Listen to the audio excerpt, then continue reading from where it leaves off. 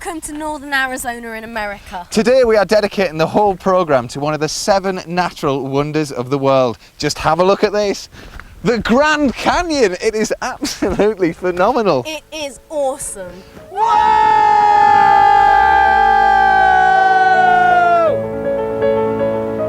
The Grand Canyon is the biggest gorge in the world. It's 277 miles long. In parts, it's 15 miles wide and a mile deep. It's so deep that there's a 7-degree temperature difference between the top and the bottom. So when it's 32 degrees centigrade up here, it's 39 degrees down here. The Grand Canyon is so vast it even contains a series of microclimates, providing the conditions for a whole variety of plant and animal life. So why is it here? the answer lies in natural events that occurred millions of years ago. It's hard to imagine, but all of this used to be one large, raised, flat area occupied by dinosaurs. 60 million years after they became extinct, it was struck by a freak occurrence. A huge river flowing from the Rockies dramatically changed its course. The sheer power of the river gouged out one of the biggest channels in the world to become the Grand Canyon. For 3 million years, the force of the Colorado River cut deeper and deeper into the Earth's crust. Together with forces like flash floods and rockfalls, the river widened the canyon to its current width. It now attracts 5 million visitors every year, and I can see why. It's a breathtaking sight. In a recent BBC survey on 50 things to see before you die, the Grand Canyon came top. And what better way to see it than from the air? I didn't realise how flat all of the land either side of the canyon was. And Matt, brace yourself! we're about to find out go what it looks like when it comes to an end. Ah! Here we go, here we go, here we go, here we go. Whoa! It's really quite scary. Dear me, how? That is extraordinary. It really gets your belly when you look out over the top. It really does. Just suddenly drops away. It's absolutely unbelievable.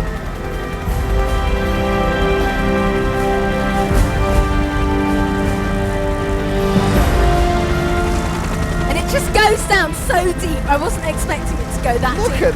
Look at that. It's just completely awesome. Dear me. It's like being in some sort of Jurassic World. Yeah, it is. I wouldn't be surprised if I saw a dinosaur munching on some leaves over there. You can see the river down there, that's the Colorado River. Tell you what, I've done some things on Blue Peter and I've been to some places, but I've never ever experienced anything like this. It is just magical.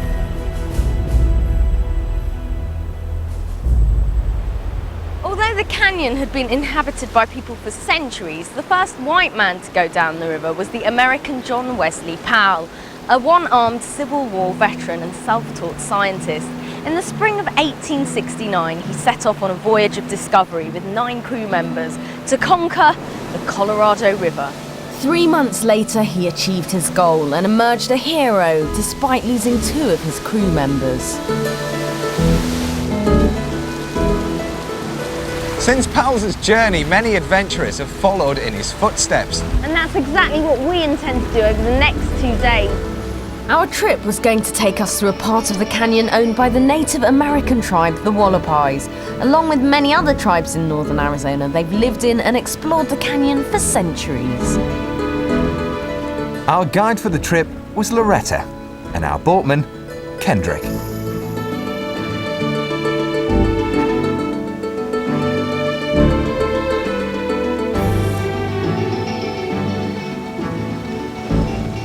Grand Canyon is a very sacred place for us. We believe that the rocks and the plants and the animals have a special place down here.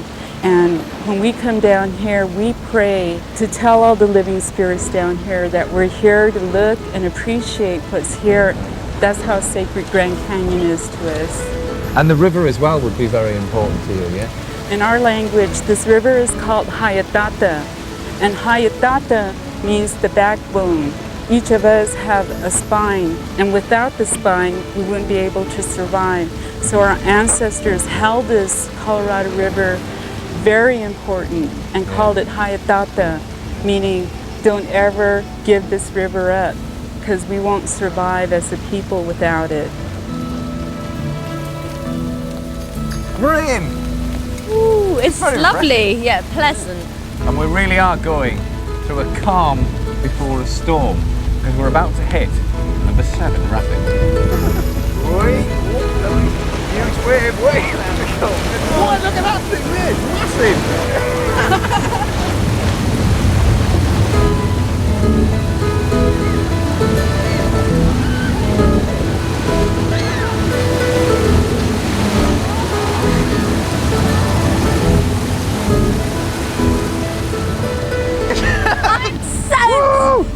So drenched to the bone.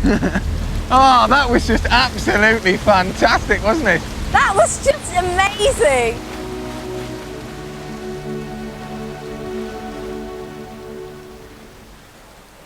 Soon it was time for a short hike. That's clever. We like. Well, it's a bit risky, isn't it? Super. Right. Oh, Konnie! Oh, wow.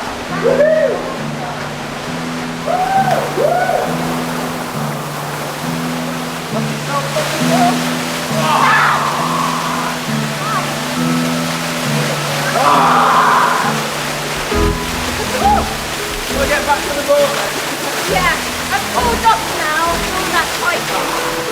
The water from the hills was incredibly cold, but it certainly freshened us up for the next leg of our journey, which was to include a few more rapids.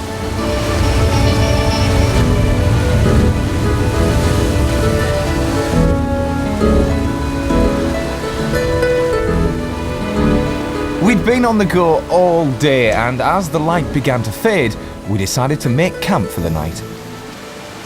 This is actually really funny because those of you who have put up a tent will know that what you do is you connect all the rods that are attached by elastic.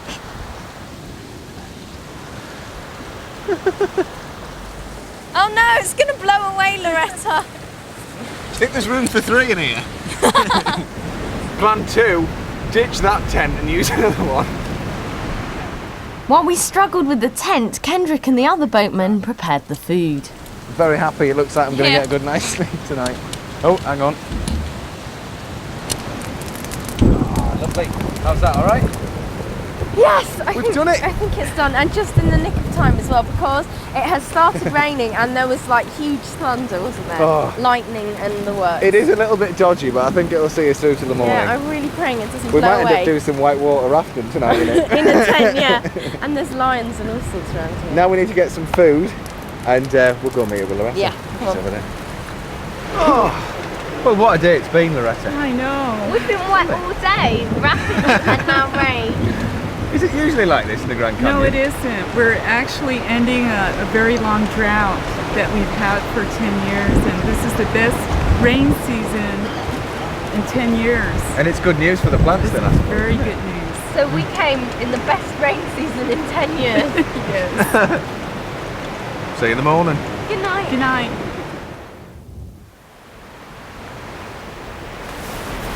Very good morning. Good morning. Oh, get up and have a stretch. Oh, what a place to wake up, Konnie. Look at this. Oh, it is awesome. And you know, I slept really well considering, because the rain was splattering down on the tent all night and then we could hear the river gushing. So it's quite noisy. It was a great night's sleep. Now, you're probably noticing that we're not wearing our Blue Peter badges this morning. That's because after all the effort putting the tent up, the door didn't work. So we had to improvise and we made a door, but we kept dry, didn't we? Yeah, we did keep dry. We kept all the wildlife out. Yep, and we had a super night's sleep. Yeah. First things first, let's hit the rapids.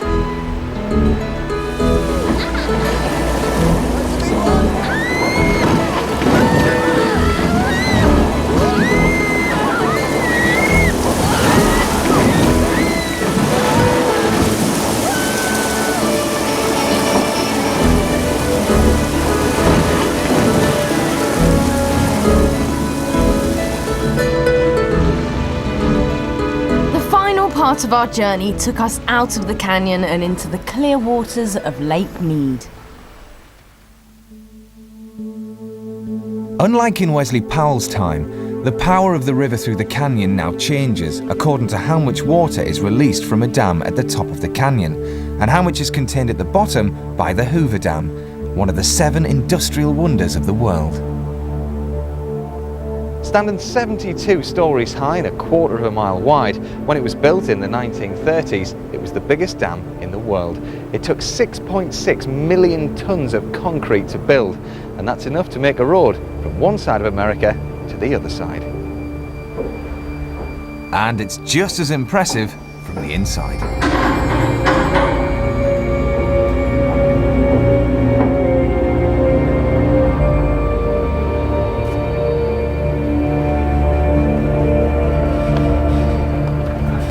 I'm in one of the vents in the dam wall, and just look at this view. So, why was the dam built in the first place? Well, there were a number of reasons. To help control the raging Colorado River, which had a tendency to flood some of the surrounding areas, to generate electricity, and to create this reservoir behind me, Lake Mead, which supplies water to parts of Southwest America. But there was a price to pay. Together with other dams along the river, the Hoover Dam has had a massive impact on the environment, with the destruction of much of the river's plant and fish life. The go-ahead for the dam was given during the Great Depression of the 1930s. Unemployment was high and there was a lot of poverty. Thousands of men flocked to the site to offer their services, but they hadn't bargained for the harsh conditions. In total, 112 men died.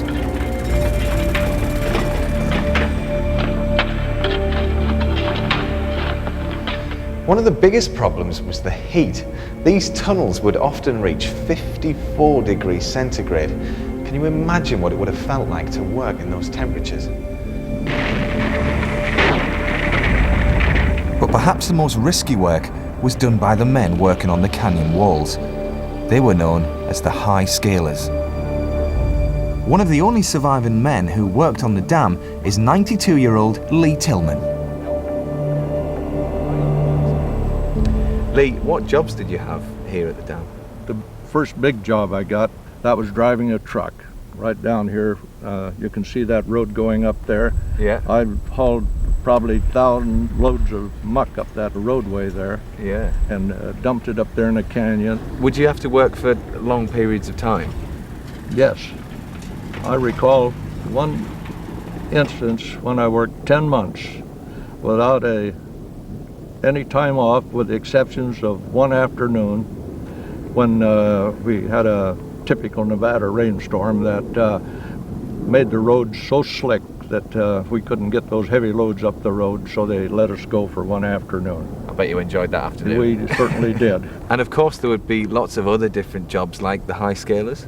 That's a very dangerous job, and it takes a special breed of man to really want to do that kind of work. Yeah. And a great number of us had no desire whatever to do that kind of work. It consisted of working on a rope anywhere from 300 or 400 feet above the river down to the river itself, removing loose rock and debris.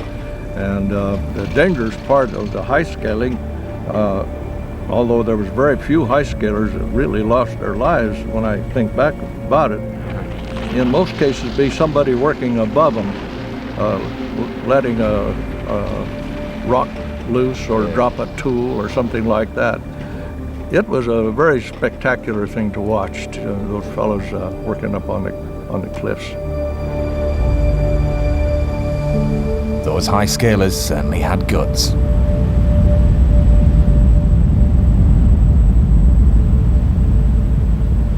And this is the type of cliff face that they would have worked on. And guess what? We're going to climb it. Come on, Con.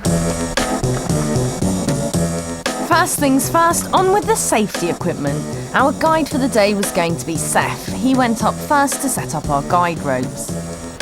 Climbing, Seth! Good luck, Con. Kind of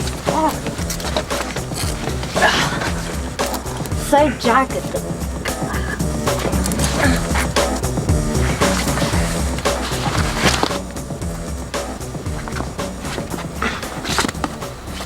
Let's good, mate, looking good. This is the hardest bit, Connie, you're doing really well. I think my bag's stuck on something. Just edge your waist to the right a little bit. Yeah. And then you'll clear it. I don't feel like scared of the height yet, but it's early days, so I need to touch wood, but there's no wood anywhere, so I just guess I keep going. Seth! Climbing! I'm on my way, Connie! Oh! Well, Matt's on his way up now, and I can see his string moving, so I know that I've got a friend near, which is always good. It's looking for all these little bits that jut out, because they can really support your feet and stuff, like little steps. So. As we went up, I was given the job of taking out the cams which our ropes were clipped into.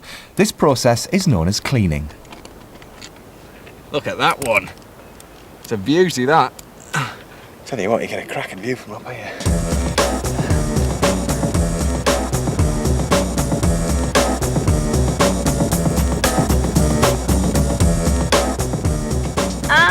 Matt is in touching distance. Within touching distance. Hello, What are you doing? hello. Good job. Oh, yay. We're here. There's a nice little ledge. Yeah. Oh, there is, isn't there? Excellent. That's lovely stuff, that. Good That was a job. good climb, wasn't it? Good climb. With the hardest part over, my confidence was up and I was ready for the final leg of the climb. There's not a lot to hold on to, so you really have to sort of grab onto any tiny bit that's sticking up, like having suckers on your hands and feet. I was beginning to understand what the high scalers had faced day in, day out. I tell you what, I'm absolutely shattered. Oh. Hey, Seth. Yoo-hoo! Yoo-hoo! Hey, yeah. There we are. We've done it. Woo! We've done it, Con. Yoo-hoo! I'm roasting. Good job. Nice to see you. All right. Oh, hi, Con. Hi, hon. That was nice, wasn't it? Yeah, put it there, buddy. We've done it. Look at this view, Matt. Isn't it stunning? Absolutely gorgeous. High up, isn't it? One of the most beautiful sights of the Grand Canyon is the Californian condor in full flight. The birds are distinctive not only by their dark feathers, but also their size. With a wingspan of 3 meters, they're the biggest land bird to be found in North America. But unfortunately, they're in danger of extinction. Biologists have responded to this threat with a massive captive breeding program. Now all California condors are bred in captivity and then released into the wild. 6 years ago, a wildlife organisation called the Peregrine Fund started breeding the birds in nearby Utah and then releasing them from a centre on the north rim of the Grand Canyon. Sophie Osborne works full-time for the release centre. Why are they in danger of extinction? Well, mainly because of human-caused reasons. People years ago shot them and poisoned them, and they reproduce very slowly. They don't start till they're 6 to 8 years old is when they're adults, and they only produce 1 egg every year to 2 years. So tell me a bit about this breeding and release program. Well, we've been raising them in captivity for years, and then we bring them down here or to California and release them to the wild. And we basically act as their parents, teaching them the skills they need to survive. And it's working? It's working great so far. Cool. Sophie took me to where the birds are kept before being released.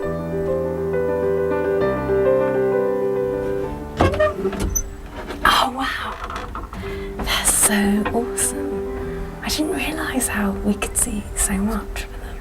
There's like 4 of them just sat there now, and there's one on top. Yeah, the one on top is a free-flying one of the wild ones. Wow, they're big. They are big birds. So why do we have to be in here to observe? Mainly because we don't want them to get comfortable with us being around. We don't want them to get so comfortable with people that they would get close enough that people could shoot them or throw food for them. We want them to be wild, so the longer they don't deal with people, the better. Sophie then took me to the release area to see the birds having their early morning feed. So do you reckon you can actually tell them apart from their character traits? Definitely. What about number 48? I've got number 48 here. Number 48, she's a great bird. She's wonderful. She's very feisty, very independent. She, as a youngster, Like the sound of that. yeah, she's tremendous. They like to explore and check out their environment, and they can fly incredible distances. We had one fly over 100 miles in 2 hours. No. So they can really travel. They're fast then. They can be really fast. Are some of them better friends with others? And Yes, stuff they are like sometimes. Sometimes there's two of them will be more often together than not. They'll hang out and Really? with their closest buddies. So you know who gets on with who and stuff? Yes. And what about, like, do they fancy each other and things They like that? do. They're starting to, because we're finally now getting birds that are teenagers and adults. Really? So it's quite the little soap opera here sometimes. Really? So you guys will go, 22's going out with 98 Exactly. now or whatever. Well, not those two numbers, but those are two males. Okay. What, 22 and 18? 22 and 19 is actually a pair now. Really? Yes. So are there any little chickies? There is one baby, the baby condor. It's the first condor in Arizona, hatched in Arizona in maybe hundreds of years. No one knows. Oh wow, they've all flown off all together. Yeah, they all went. Where are they going? They're so awesome when they fly. Aren't they great to watch in the air? Really They're so gorgeous. beautiful. Really great. Oh my gosh, there's like a lion or something feeding on the carcass. What is it? A lion cub? Do you want to see? It's probably a coyote. Yeah, look. That's why they all flew off, isn't it? Yeah, that's a coyote on the carcass. All the birds are fitted with radio transmitters to help Sophie and her team monitor them in the wild.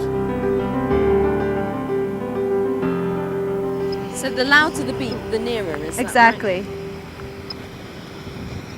Can you hear that beeping? I can hear a very high beep. So where is it? This is Condor 127, and she is toward the kaibab right now that you see behind us. Okay, so So she's she's on the way. basically searching for food, flying over the forest.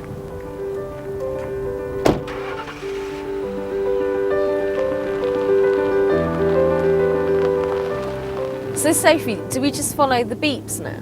Yes, we have an antenna on the top of the truck, and we just follow the beeps and get out with that directional antenna I was using earlier to see what direction the bird is in. And how can you tell how close she is? If it's really, really loud on the receiver, then that means she's close. If it's very quiet, then that means she's far away still. Can you tell which direction she's going in right now then? No, because the antenna on the top of the truck doesn't give you a direction. It just tells you she's in the area. We'll try up here to see if we can get a better signal on her. If you're up higher, sometimes you get a louder signal. Yeah. Try this tower. This is a spot that we often go to listen to the birds' radio signals. Okay, great. Oh wow, yeah. This Oh, is a good spot, yeah, great view. isn't it? And from up here, we can pick up the condor's radio signals from about 60 or 70 miles away. So what do you reckon our chances are? Well, they're sure we'll pick up birds, but I don't know if we'll pick up the one we were looking for. She may have dropped down into the canyon, and if she has, she'll be harder to find. Okay, well we'll give it a go anyway. Okay, here's hoping for beeping. Is that a faint beeping I can hear? A very faint one. Is that good? Does that mean we can find a bird? Well, it sounds a bit too faint, actually, to be very close by. It sounds like it's toward the release site. Oh. Does that mean that we're not going to get to see any condors then? Not tonight, I'm afraid. That doesn't sound like there are any in the immediate area. I think they've dropped down into the canyon.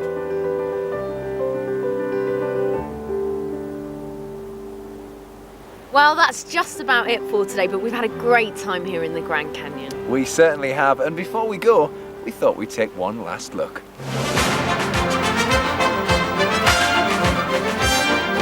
Coming up on Friday's show, don't miss episode 4 of The Quest. When I have all the crystals